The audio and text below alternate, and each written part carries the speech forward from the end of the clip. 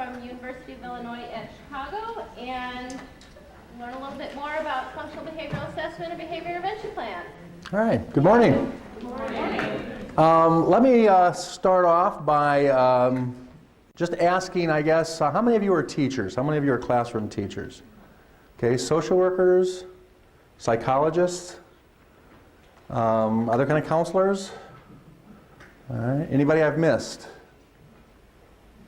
Not everybody?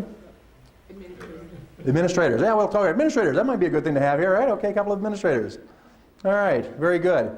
Again, my name is Rick Van Acker. I'm from the University of Illinois at Chicago, and basically do quite a bit of work around functional assessment of behavior and looking at kids with different behavior problems, and across categorical situations in terms of kids who are gifted and talented all the way to children with severe, profound disabilities.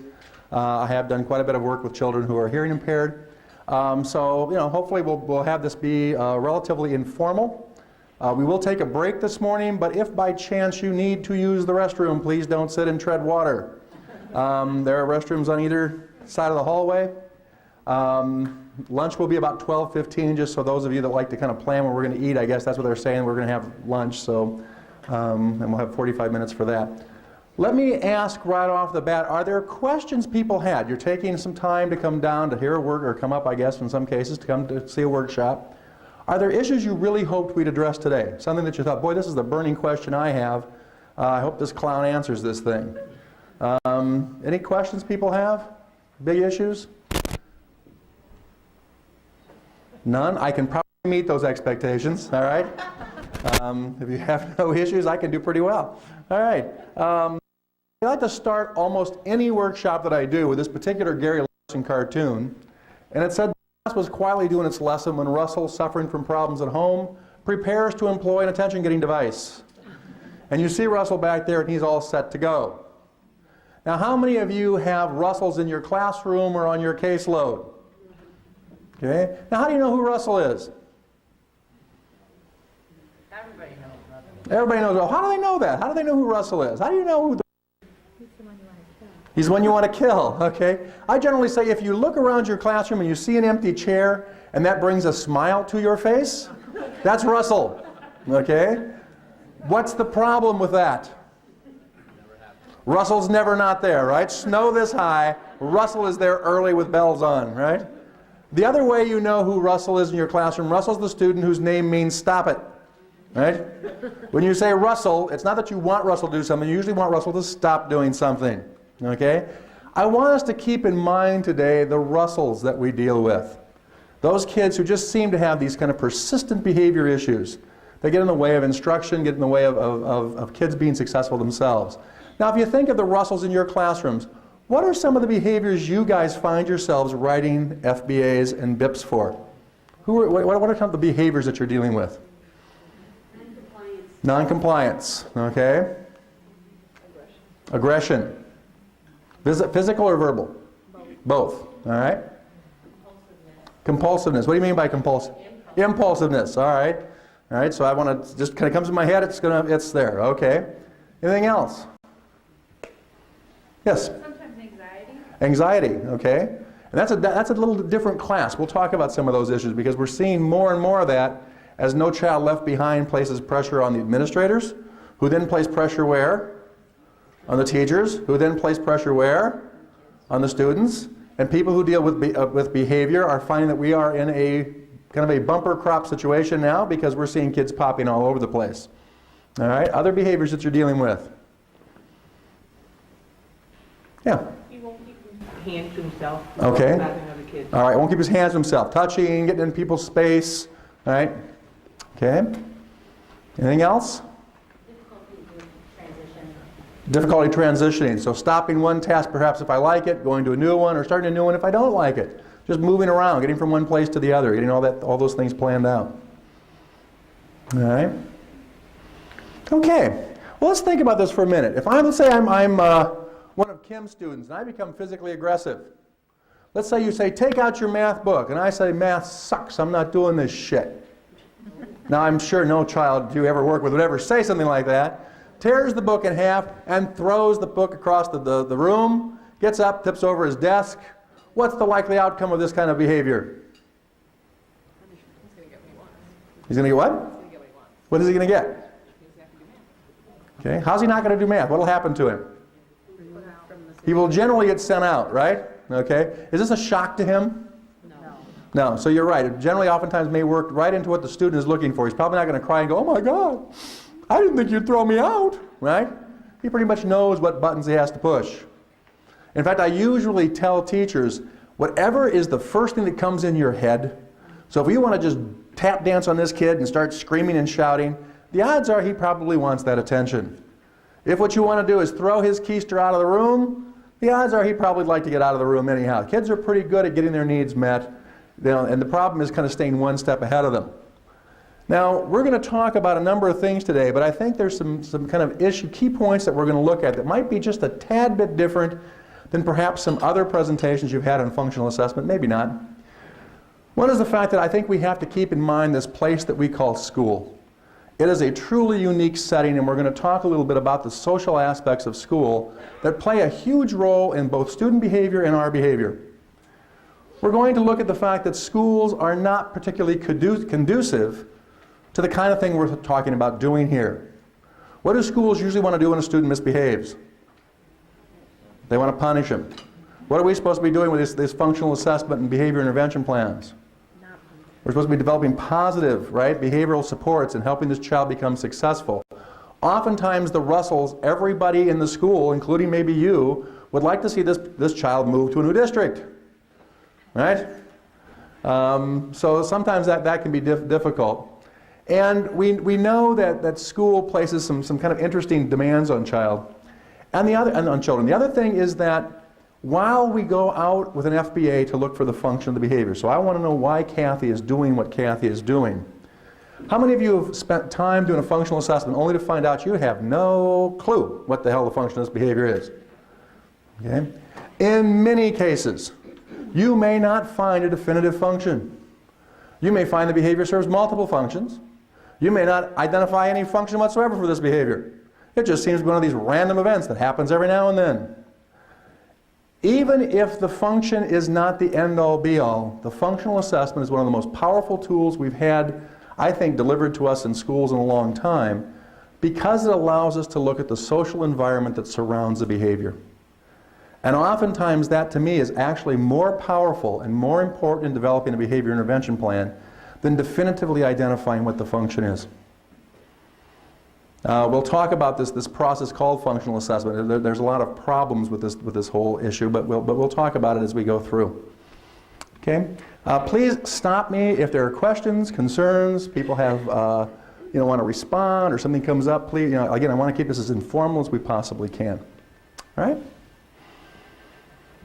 All right, talking about this school issue. Do we invite children to come to school? No, we make them. Yeah, we compel them by law to come, right? You've all kind of heard the situation. It's my job to teach, it's their job to... Guess what? They didn't take a job. If this were a job for many of these kids, you would go in and you would find a resignation on their desk. Thank you, this job sucks, I'm not interested, okay? Right? We compel them by law to come. Look around this room. You were the only volunteers. You're the people who chose to come. They have to come. And when they come, what do we do? What do we do when they come? Make them do We make them do stuff. What do we make them do? work. Make them work? Follow the rules. Sometimes rules they don't even understand, right? What else? They have to listen. They have to sit quietly. Right? All kinds of demands. I'd like the young lady in the blue sweater to stand up, please. Lincoln Way, right? Yes, I remember. I'd like you to sing a song for all of us. I don't think you don't, what? Is she being rude? Did I ask you for your opinion? I asked you to sing a song. No? Okay, what is she doing right now? Look at her. Yeah, she's blushing. All right, you can sit down. All right, she's refusing, but she's blushing. Why is she blushing? Why is she embarrassed? I always try to pick somebody who's very fair-skinned so that they can get bright red. I like to sing, and I wouldn't stand up and sing in front of a crowd. Okay? Why wouldn't she sing? It's hard for her. It's hard for her. Is there anybody here who thinks she can't sing? She may not sing well, but she probably can sing, right? So I didn't ask her to do anything she couldn't do, but she refused to do it. In fact, she kind of gave a kind of a smart-aleck comment, didn't she, when she first got up? I don't think you want me to do that. How do we act if a kid, I say, you know, let's let you stand up and put the first problem on the board, and the kid goes, I don't think you really want me to do that. Excuse me. Right? She wouldn't do it. Why not? Why did she blush? Singled her out. But I didn't ask her to do something she couldn't do. So what's the problem? I asked her to do it publicly. All right, do we ever ask kids to do things publicly? Do we ever ask them to do things that they don't feel comfortable doing? Do we ever ask them to do things they can't do? Yeah, but it's okay because the kid can say, excuse me, perhaps you've mistaken me for someone who can read. Right? Not into math today? Why don't you check with me next week? Right? We let kids do that all the time, don't we, in schools? If I say stand up and sing, that child better stand up and sing, or what happens? We generally get pretty coercive. You will do it and you will like it. Right? Now that's a pretty unique environment. There are not many places like that. Now if I told you, know what we're going to do today? We're going to come up in small groups of 2 and 3, and we're going to do lots of risky little activities up here. Right? In front of everyone. Some of you would be going, excuse me, my beeper just went off. There's an emergency back at my agency. I will be, sorry to miss this. Got the handouts. I'll read them. Okay? We don't like to do that. Most of you are going, I just want to sit. Right? You just talk to me. Life will be good. Don't make me do anything. Right? Do any of our kids feel like that? Absolutely. So I want us to keep in mind this place we call school is pretty unique. Now, if we think about school, we have lots of people, different kind of issues, demographic shifts, right? How many of you have been teaching, say, for longer than 10 years? Anybody? Have kids changed at all in the last 10 years?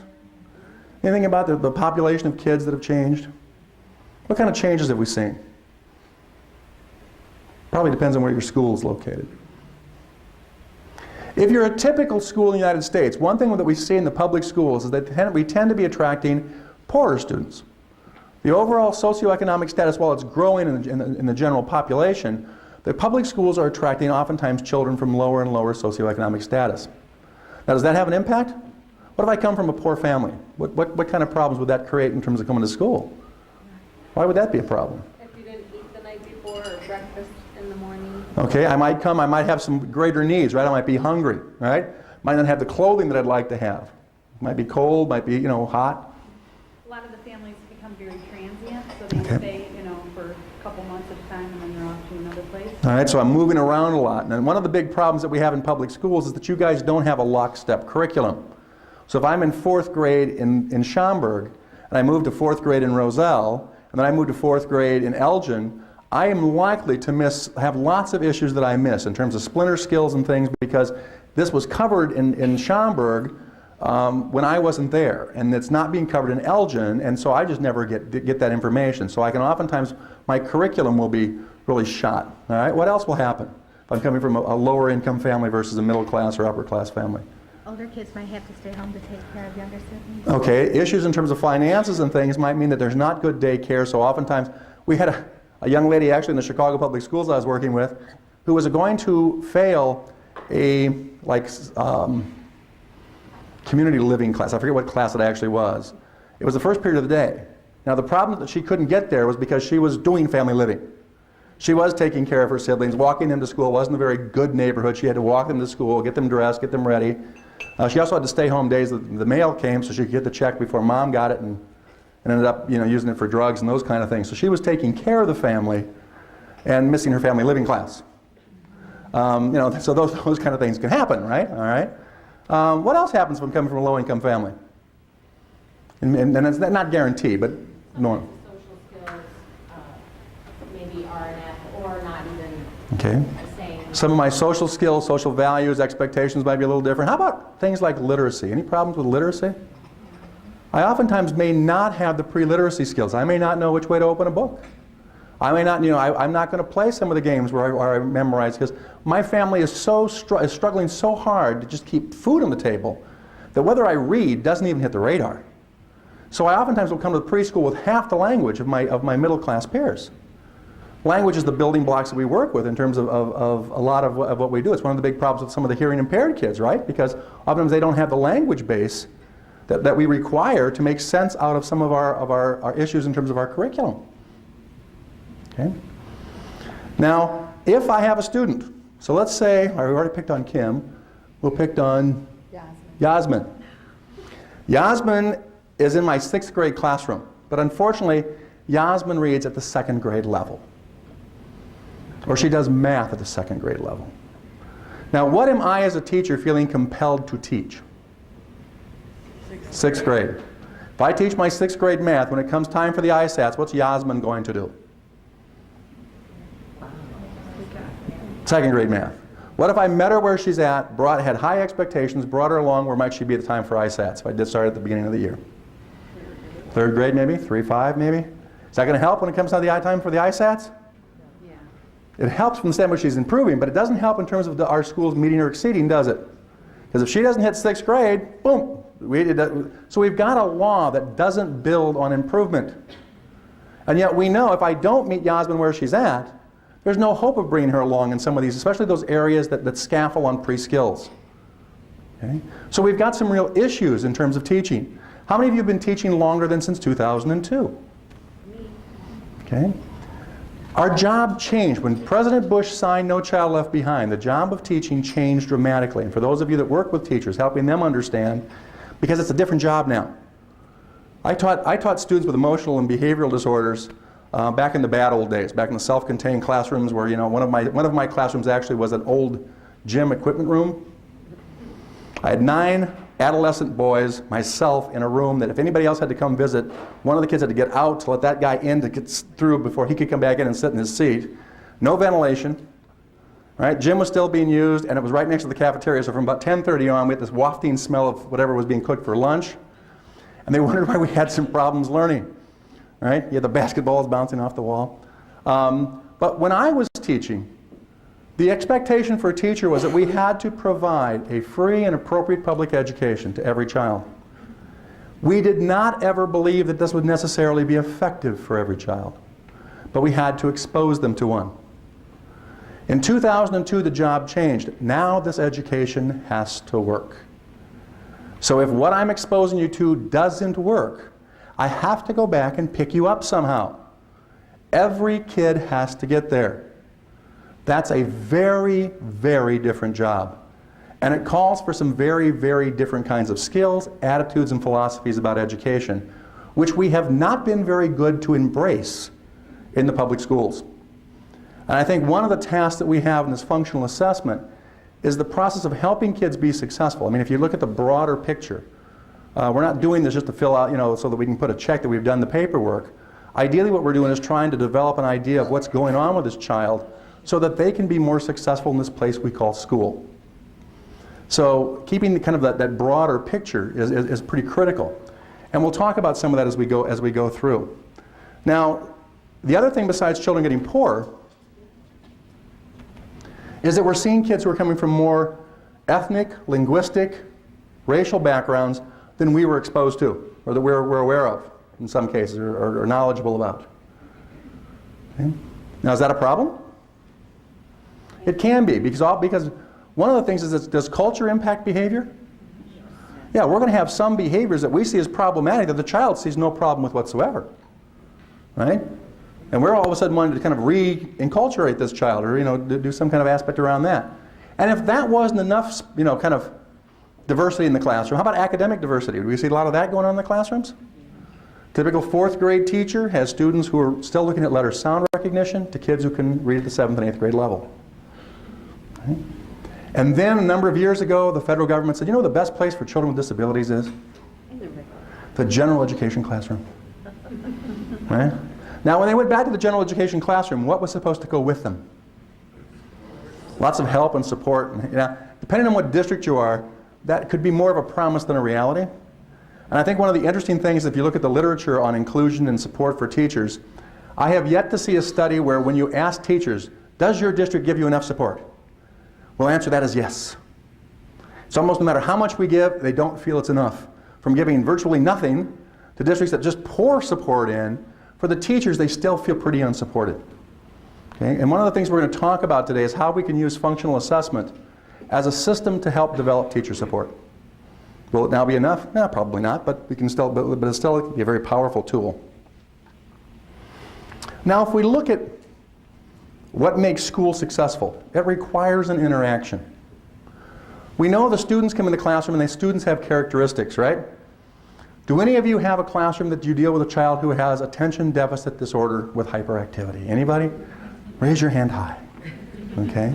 Not an unusual disorder, right? I'm little Ricky, I come to your classroom, I have ADHD. What kind of characteristics do I bring in with me? What are you likely to see? Fidgeting, movement, lots of movement, right? We've all seen the kid who's kind of like Einstein from here up and Fred Astaire from here down, right? As long as I'm moving, life's good, but I just got to kind of keep moving, right? I was in a classroom not too long ago. This kid was in every physical plane he could possibly be to his desk. He was even between the seat, you know, and the butt of the chair kind of thing. I mean, we're going to have to take that chair apart to get this kid out of here at some point. He was everywhere, okay? What else might I bring in? Outbursts, lots of impulsivity kind of issues, right? I think about it, it comes in my head, it goes out my mouth, right? This is not the child who's going to sit down and wait, you know, with his hands folded while you ask a question, raise his hand quietly, wait for you to call upon him. He has an answer, he pops that sucker out. I only know the answer to 5 of these, I got to get them out when they come by, right? What else might you see? Poor organization. Poor organization. Yeah, you go, take out your math book. The kid goes, math? Huh. That's that orange book. Wonder where that's at. Right? Starts digging. You know, and Sarah here, she's the math teacher. She likes flat paper. So I've got my orange book, but I got to have flat paper. So now I've got to dig, find flat paper. Got flat paper. Good. Okay? And a pencil, right? You got to do math in pencil. Can't use a pen in math, right? Pencil. Finally, he's got his flat paper, his orange book, he's got his pencil, he's ready to go. And what do? Time for science. And he goes, damn, the green book, right?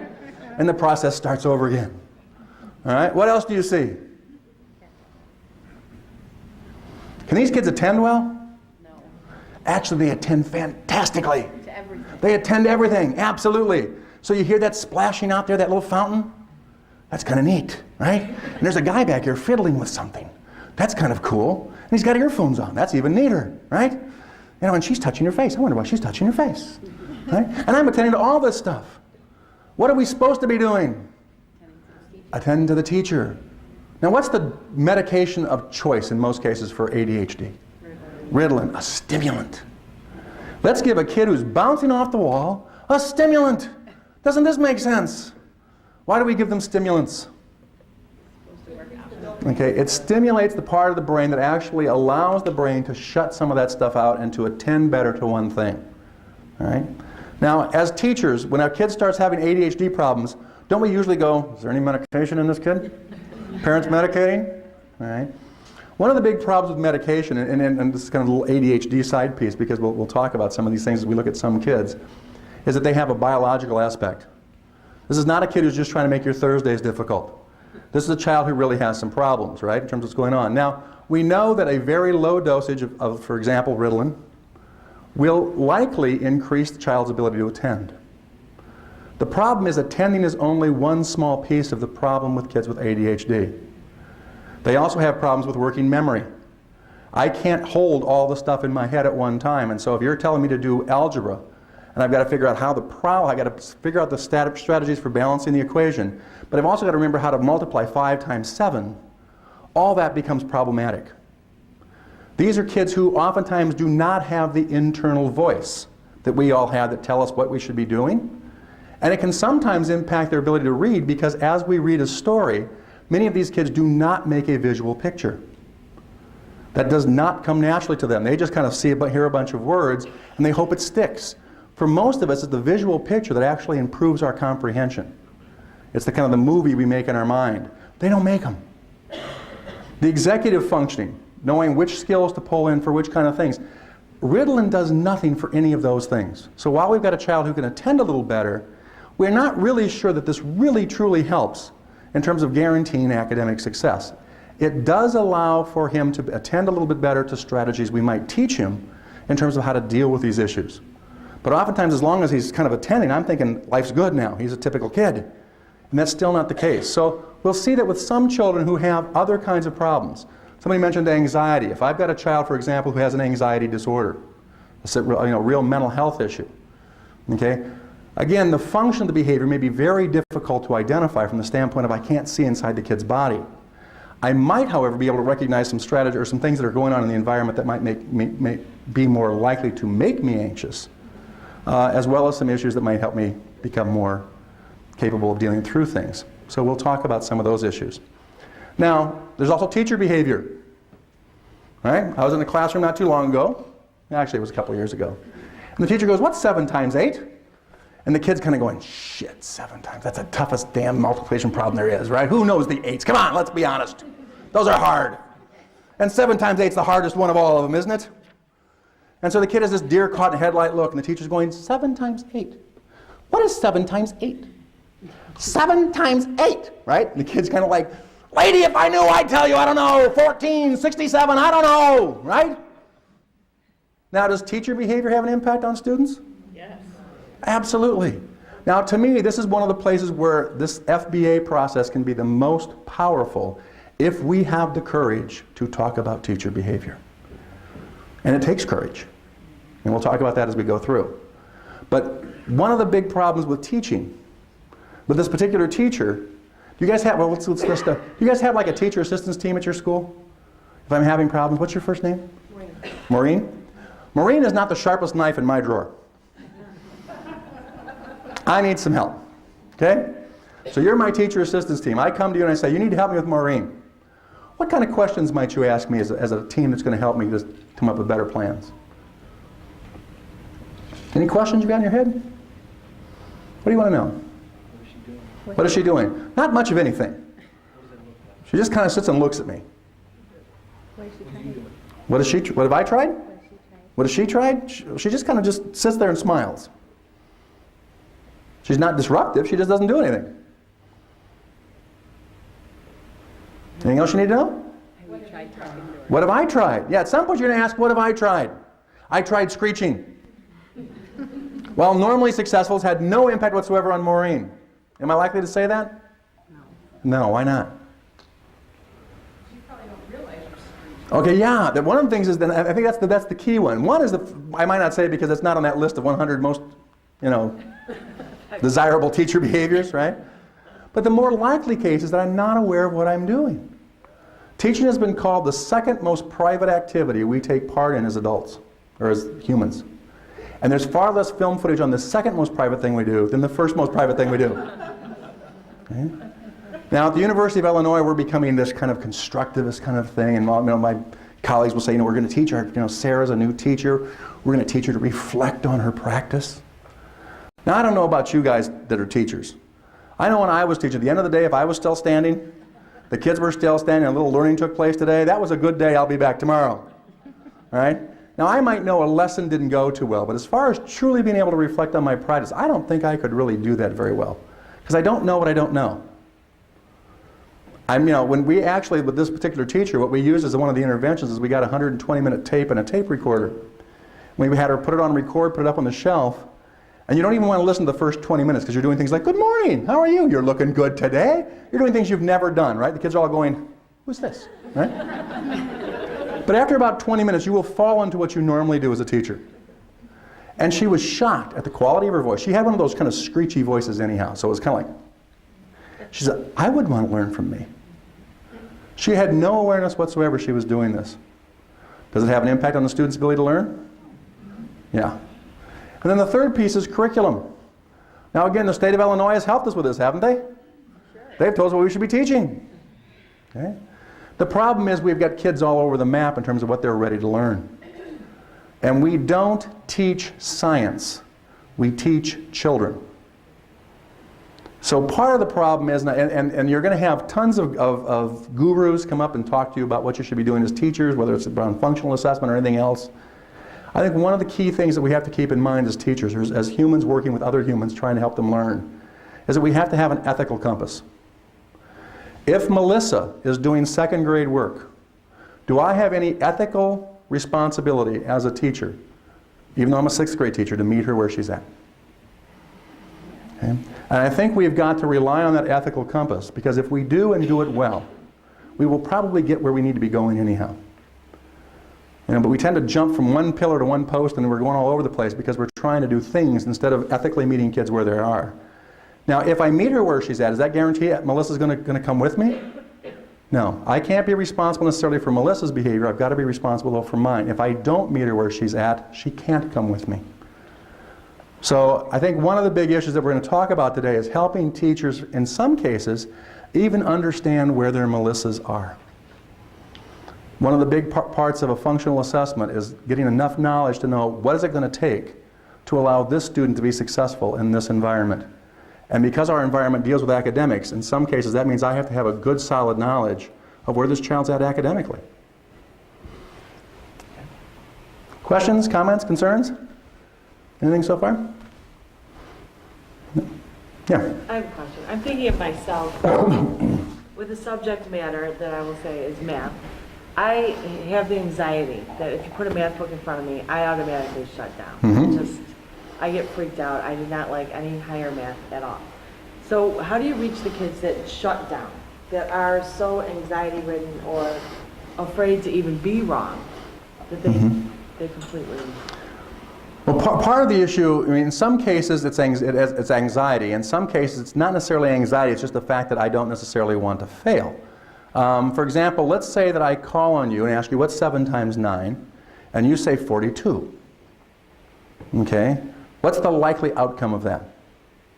I'm going to correct you. You're wrong. I'm going to make a point of that you didn't give me the correct answer. What if what's 7 times 5 and you say 35? What's the most likely outcome? You're going to keep going. Yeah, nothing. So now think about this. We're in an environment where if I give you the right answer, the most likely outcome is nothing. If I give you a wrong answer, you are going to point out my error. Is this the kind of environment that would induce me to want to risk? No, my best plan is to stay low, get out of the way of the situation, especially in subjects I don't do really well in. I remember in college, I had this kind of recurring dream. It was like finals week, and I realized I'd signed up for a course I never went to. And it was always a math course. Now, I actually like math, but it was one of those things that if you can't go in and fudge it, if you haven't been there for the math, you're not going to go in and take the final and do well in a math class. And I literally would have this kind of like panic issue of like, damn, I signed up for this math class and I never went. Now I'm going to fail. So it's not unusual to have kids who have this kind of issue. Now, if it's truly anxiety, now we've got a different issue. We've got the problem oftentimes becomes an issue of helping children with anxiety. Now, in a lot of cases, it's kind of what you're telling yourself is going to happen. You've got this absolute idea of what's you're going to stand up, you're going to do it wrong, I'm going to yell at you, the kids are going to laugh at you, whatever, and that's kind of what you're stuck on. Now, could that happen? Yeah. One of the big problems is that oftentimes what we'll tell you, don't worry, it's fine. You're not going to have any problem. The reality is that what kids are anxious about could actually come true. And so you can't remove that this is a possibility. So what I have to do is help you kind of work through the anxiety. Can I be anxious and still act? Yeah, many of us act through anxiety, right? So part of what I've got to do, and we'll talk a little bit later about just some of the interventions maybe even that you would want to build into it for a child with anxiety. The other issue with some of these kids, and all of you in your school got a poster today, right? Has some sign issues around some emotions. Now that's not from me. I don't know who put that through, but it's a good thing to have. But I'll tell you right now, one of the interesting things for many kids who are anxious is that they are not capable of recognizing the emotions as they begin to get anxious. And one of the very first steps that you're going to work on in many cases is helping the child begin to cue in to what are those cues in terms of where I start becoming anxious. Now oftentimes we'll see the kid start to kind of wiggle a little bit. You may see him messing with his hands, something like that. He's probably or she's probably not aware of that. So part of it's helping them begin to first of all cue into what we're cueing into, but then try to work back a little bit and try to help them recognize what's the emotions they're feeling. And then what are they telling themselves around those emotions? Now then the next step is that we'll try to work on what's triggering it. Can you identify the triggers? Okay. Then we're not going to tell them not to get anxious. In fact, for a certain extent, part of it, what you might be working on with a kid with anxiety is to anticipate just how bad this could be. All right, but you can still move through it. Okay, what if they do laugh? What can you do? And so you kind of, because we can't take away the issue that's going on. And so that we begin to work through. Now we may tell them, help them with some relaxation techniques so that they can face it. And we'll talk a little bit more when we get into some of the mental health issues a little bit later, probably this afternoon. Other questions, comments, concerns? All right. When we're in schools, and all of a sudden I've got these expectations for Sarah, and Sarah does not believe she can meet them, or she can't meet them. That is a high likelihood time that we're going to have misbehaviors. Kids would rather look bad than stupid. Okay? She would rather say no than stand up and sing. Right? Now she has probably met most of her developmental issues. Where are your kids at? They're right smack dab in this whole thing of, am I cool? Am I competent? Am I capable? And we're asking them to stand up and risk in an environment that's not particularly supportive of risking.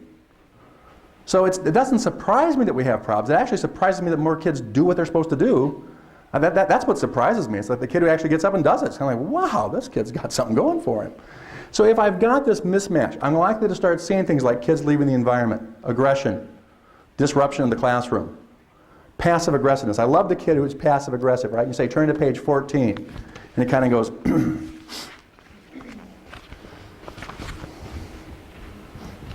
1, right? 2, and you realize it's going to be 25 minutes into the class before he gets to page 14. But he's complying, right? But you want to just go grab him by his face. Passive-aggressive is kind of a fun behavior to work with. I might cheat. I might withdraw. Okay? Now, it is not just kids who do this. Let's say I come over to Kathy and I say, Kathy, I'd like to take out your math book. And Kathy tells me to do something that's physiologically impossible. Okay? She then pitches her book, flips over her desk. How excited am I going to be to call on Kathy tomorrow? Not. What oftentimes happens if you get a child who is particularly disruptive, whether you are aware of it or not, teachers will often get into what's been called the curriculum of non-instruction. I won't bother you, you don't bother me. Right? And we just stop placing demands on that child. Now, is that a good recipe for helping this child gain skills? No. What have we taught this kid, though? That's right, pretty effective behavior. Turn over your desk, people will leave you the hell alone. Right? Not a bad little lesson, but not the lesson we're trying to teach. Do kids learn it? Absolutely. Now, one of the problems is sometimes we're aware of that as teachers. More often, we're not. I'm not aware that I've all of a sudden just stopped asking Kim to do stuff. But I am not asking Kim to do things. If you started collecting data, you would see that Kim gets maybe 1/10 of the opportunities to respond that the rest of the kids get. I'm just kind of moving over her. I don't even want to deal with it. Now, sometimes it's very overt. I will be ready to teach Kim when Kim is ready to learn. Right? Now, again, the problem is that I took a job Kim didn't. I took a job to teach Kim even if Kim doesn't want to learn. That's the problem. And that's the fire we have to hold teachers' feet over, and it's not a comfortable fire. Okay? So doing that in a way that helps the teachers is kind of the tough task we have. Now, this whole FBA thing did not climb out of the educators saying, you know what would be a great idea? This was kind of foisted on us. Schools were not ready for it. It came out of the 1997 amendments, right? The reauthorization of IDEA. And basically it came about because we were suspending and expelling children with disabilities at far higher rates than would be anticipated on the basis of their number in the classrooms in schools. And the feds said, you know, there's no way kids can gain the skills to not engage in problem behavior if they're not in school. So we can't just be punishing them and throwing them out. We need to start looking at those behaviors and developing positive behavior plans that keep kids in school. And they came up with this idea that we would do this functional assessment. And from that, build behavioral intervention plans that, based on the function of the behavior, would change by child. Now, one of the problems is schools like to have discipline issues based on the form of the behavior, not the function of the behavior. You swear at me, this is what happens. All right? Whether you're swearing at me for attention or swearing at me to escape, doesn't matter. You swear, this is what happens to you. So we're changing philosophically kind of what we want schools to do. Don't think about the form. Think about the function.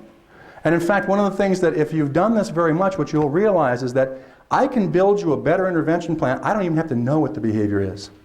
If you can tell me what the function is, I can build you a better plan without any knowledge of the behavior whatsoever than if you just told me what the behavior is. That function allows you a much better amount of information to actually kind of build a plan that will work for a child. The feds in 1997 said there are 2 times we have to worry about this. When a child who has a disability's behavior impacts his learning or the learning of others, we are supposed to have a behavior intervention plan. And then it's supposed to be informed by the functional assessment of that behavior. We are also supposed to have one if we go to the 10th day of suspension, because that's considered a change of placement. Okay? If we haven't got one by then, we're supposed to have one. Now, we completed a study, probably about a year and a half ago now. We looked at over 900 FBAs and BIPs from around the country. We asked schools to send them in. We kind of bribed them with a little packet of materials to teach FBA and the whole process. If they would send us 3, they got this nice little CD process and a little box of materials they could use. And we had over 900 of them, and we analyzed them based on what the literature talks about as best practices, based upon what the hearing officers have ruled in functional assessment, in hearings in which the functional assessment or the behavior plan is part of the problem, to say, are schools doing what they're supposed to be doing? Are we hitting the mark? And what we found is that we are generally doing a very poor job on this whole process of functional assessment. So if you look at the process, and one of the big problems with FBA is that it's not just like, fill out these 9 forms and you've got an FBA. I've got to choose what I'm going to do in the process based upon a number of factors in the case. Let's say Lori here has a speech and language disability. But yesterday, Lori's never had much of a behavior problem. Yesterday, Lori brought a gun to school. Where's Lori at today? Not in school. Yeah, she's probably at home on a 10-day suspension awaiting some sort of an alternative educational placement. Can I now go and observe Lori in that classroom and in that school to see why she might have brought a gun? No. All the direct observation techniques that I might bring to that situation are probably not available to me anymore. I'm going to have to depend upon indirect information. What if Damien is a physically aggressive individual? He hits teachers. In the last year and a half, he's hit teachers 3 times. Broke a teacher's jaw 1 time. Is it likely I'm going to go in and use direct observation of this behavior? No, it's way too low rate. I could sit around for 8 months and never see an opportunity to see it, right? I'm going to have to rely on indirect measures. On the other hand, I'm working Yasmin's problem is that she's out of seat all the time. In a typical 20-minute period, she's out of her seat 5 times. Now, can I go in and directly observe that? Yeah, it's high enough rate, so it's public enough, I could probably go in and actually see that, maybe begin to capture some information about why it might be happening. So it depends on what's going on. But we do know that there are some general steps. The first thing I have to do is I have to define the behavior. I have to develop what's called an operational definition. This is the #1 reason in due process hearings FBAs and BIPs are being decided that they are inappropriate or inadequate. And part of the problem is, as teachers, we don't spend a lot of time doing this as educators. Now, in a hearing, and by the way, those of you, especially from the Chicago area, have you heard the name Matt Cohen? Ever heard of that name? Okay, a lawyer, usually represents parents. Okay, a number of the lawyers in the area are beginning to become quite aware of that this is an Achilles heel for schools. So there are actually lawyers telling parents, if you are taking your school to a due process and your child has an FBA and a BIP, or should have an FBA and a BIP, always, always, always make that part of the complaint. Because the odds are the school will lose on that piece. We do not do this very well. Now in a hearing, one of the things I'm going to do as the parent is I get to decide whether this is an open hearing or a closed hearing. So I'm going to make it a closed hearing so that people can't hear each other's testimony. The first thing I'm going to do is I'm going to say, what was the target behavior, Kathy? And you guys are going to say, well, it was disruptive behavior. Okay, well, what's disruptive behavior, Kathy? And you're going to give me your term. I'm going to say, now, Lori, what was the child's target behavior? Lori's going to say, talkouts. Oh, what's a talkout? And she's going to tell me what she thinks it is.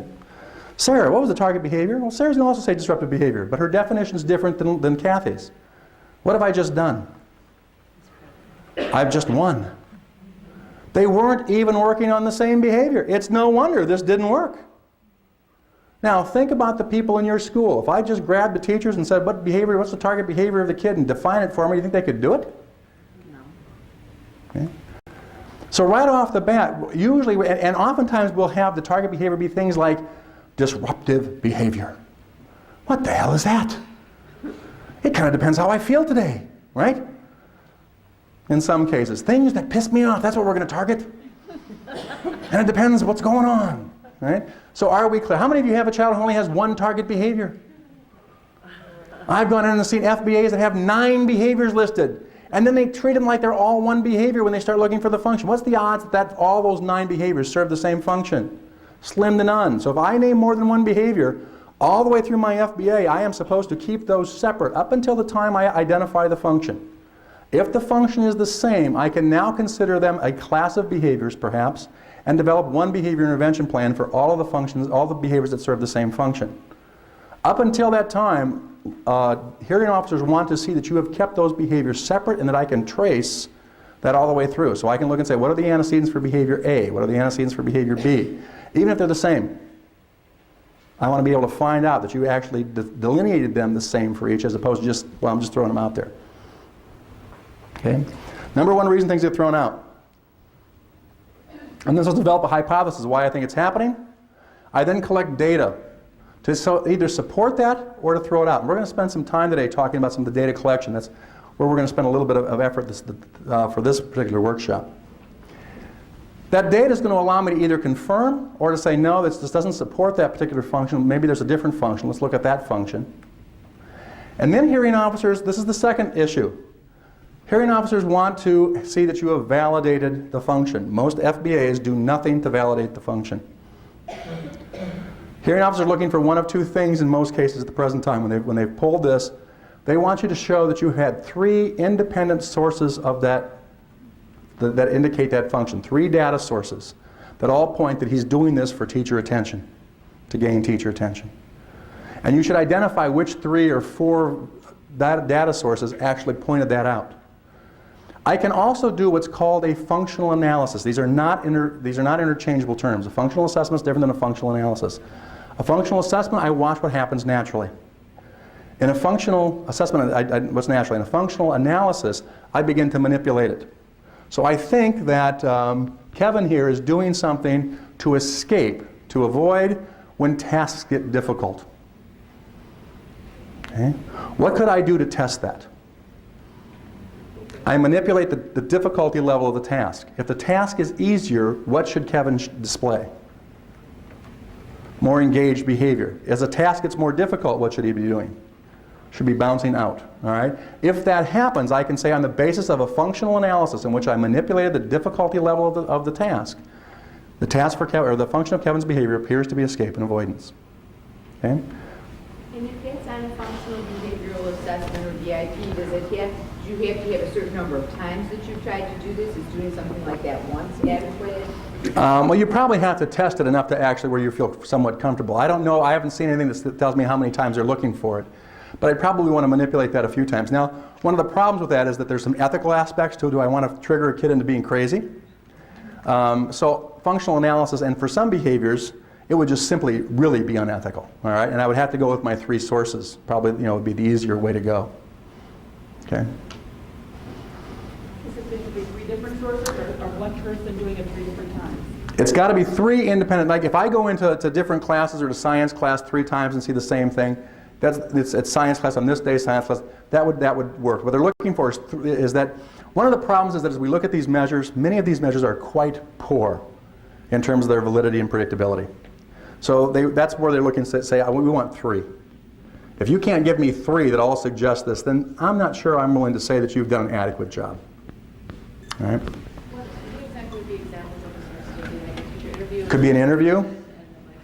I could have 3 interviews. Let's say these are my 3 teachers that have this kid. I interviewed all 3 of them. That could be 3 sources. I could observe in science class, talk to Sarah, and talk to the mom. I could do a checklist, talk to Sarah, observe in math class. They just want 3 sources that all kind of converge to say, yeah, it looks like it is a situation where this child is trying to gain peer attention, is trying to gain teacher attention, is trying to escape the task, whatever the situation might be. Okay? Now, does that mean you're right, just because you have 3 sources? No. And the hearing officers don't care if you're right. They just want to say, I understand why you chose that. You did an adequate job. I understand. You may have found that that's not at all the case. That's okay. You don't have to be infallible. You just have to have done an appropriate job, an adequate job in testing this stuff out. Okay? After I've done that, then I'm supposed to develop my intervention plan. That's the third place these things go haywire. People will do an incredible functional assessment. I was up in a little community outside of Madison, Wisconsin. They had a young lady who was like just leaving school. They did a great functional assessment. It even included some medical kinds of investigations, but they identified was that she was having anxiety issues and a panic attack. And she would leave. When she would get anxious, she would leave. Now, they did a nice job of marking through this, doing a great functional assessment. What do you think they came up with as the intervention? When she leaves school, we are going to suspend her. It's like, dang, you know. Why did you do this? You're not doing this so you can check off a box and say, I did it. You're doing it because that's supposed to inform your intervention. Right? In fact, that'll get you in a lot of deep trouble because the law actually says it's to inform the intervention. It doesn't say you just have to do it. All right? If she's having a panic attack, what should my behavior intervention plan do? Should do something to help reduce that anxiety in terms of what's ever caused triggering the panic attack.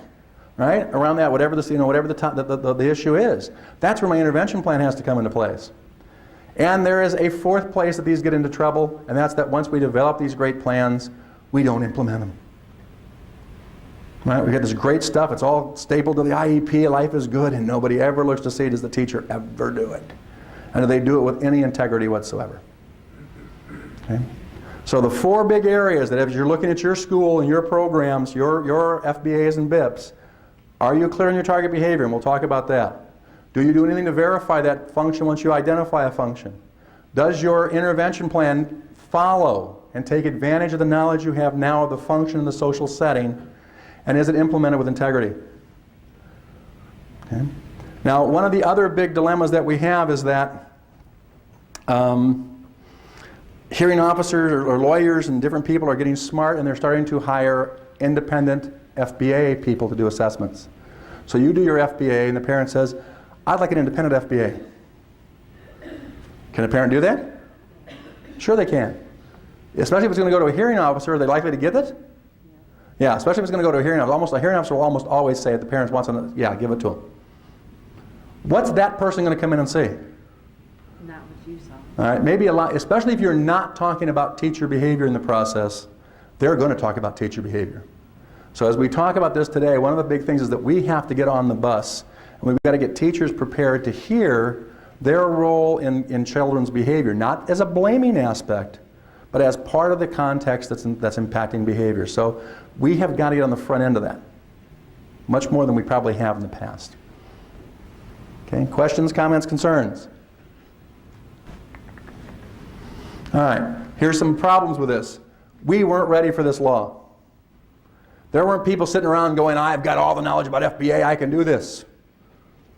Right? There weren't people sitting around going, I've got all the time in the world to do this. These can be pretty time consuming in some cases. It takes some very unique skills. I've got to have the skill to be able to define behavior, know how to collect data on that behavior. Once I've identified the function, the thing, I've got to know what kind of intervention to bring it to bear on that, and I've got to be able to talk to teachers openly, clearly, on things about their own behavior. Who in your school has all those skills wrapped into one person? Not many people in the school have all those skills this task requires, and yet it requires it. Okay? It does not flow well with the philosophy of schools. We want you to do things. This child is doing this to escape. We want you to do things so he doesn't have to escape. He's wrecking my classroom. Boom. I want to smack him, right? I want to punish him, get it taken care of. Lori acts up, I send her out of the classroom. Now, you know, I often go into schools and help with some school-wide stuff. Oftentimes, disruption in the classroom is the #1 reason we send kids to the office. Why might Lori become disruptive in my classroom? To get out of the classroom. Why would she want to get out? Because she doesn't like the teacher. She doesn't like me. What else might she not be able to, what else might be going on? She can't do the material. So now I throw her out of the classroom. One more day of non-instruction. That's what she needed. Now she'll be able to do the work. Right? She just needed to miss one more class. And what we get is this downward spiral, where all of a sudden the intervention we use actually feeds the problem. And we wonder why this isn't working. Now, if Lori becomes so disruptive in my classroom the other kids can't learn, I may need to remove her, but that is a crisis intervention, not an intervention. The intervention has to be, let's look at that lesson and see why couldn't Lori get a seat on the bus?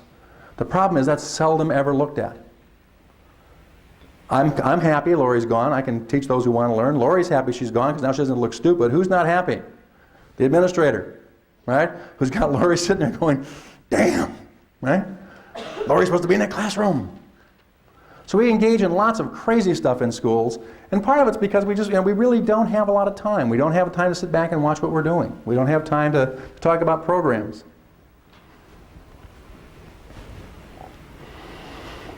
One of the other big problems is that these measures have some really questionable scientific merit.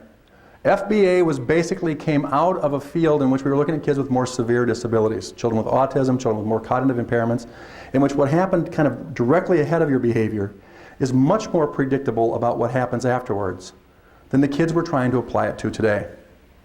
So now I've got a child with a mild learning disability. All right? You made some kind of a smart comment to my girlfriend last week. I've been laying in wait to get you. Now I pop you. What's the likelihood you're going to put those two things together? Much slimmer. Okay? So we've got some problems, and this is one of those areas where science has to catch up with the law. Two things you never want to see made are laws and sausage. We've got the law, we've got to deal with it, but we don't necessarily have the tools. All right? So we're desperately trying to build new tools to test out how strong the tools we have. It's one of the reasons, again, the hearing officers are asking for 3. Okay?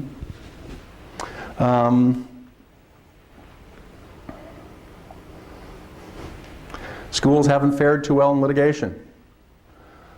We generally don't necessarily do the FBAs when they're necessary. When they're completed, they're inadequate. If we fail to put BIPs when they're required, when complete, they're inadequate, and they're poorly implemented. So we've already talked about that. These are kind of the outcomes of much of the research on some of the litigation. I'll actually skip that one for right now.